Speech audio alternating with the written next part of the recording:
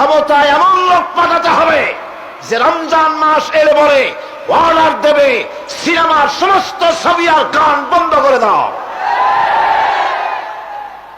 হোটেলের কোনো দরজা খোলা থাকতে পারবে না, কোন খাবারের দোকান মুসলমানদের খোলা থাকতে পারবে না। এটা হচ্ছে অর্ডারের কাজ।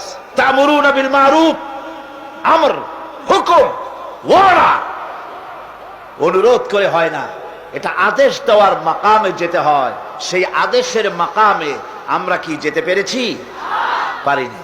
আমাদের অবস্থা হচ্ছে, মোল্লার দৌড় মসজিদ পর্যন্ত এই কথাটা যে কে শুনাইছে আল্লাহই জানে।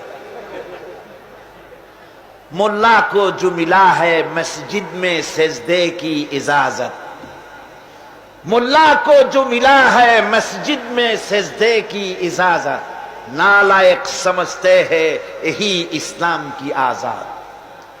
मौलवी साहेब মসজিদের ইমামতি পাইছেন আর মনে করেছেন যে আমি ইসলামের স্বাধীনতা পেয়ে গিয়েছি।